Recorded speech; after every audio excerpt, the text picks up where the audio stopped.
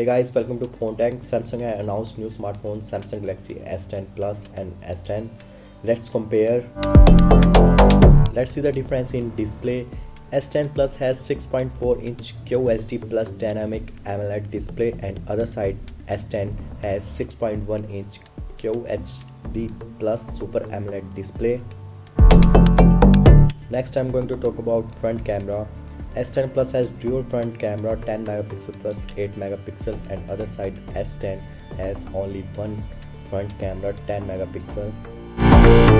If I talk about the RAM and storage, S10 Plus has dual option in RAM 8GB and 12GB, and you will get a 3 option in storage 128, 512 and 1TB, and other side you will get a 1 option in RAM 8GB and 2 option in storage 128 and 512GB.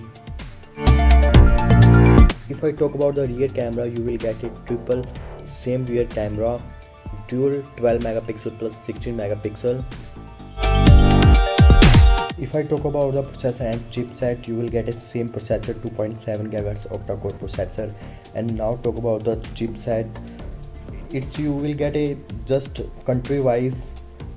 Some country you will get a Exynos 9820, and some other countries you will get a Snapdragon 855.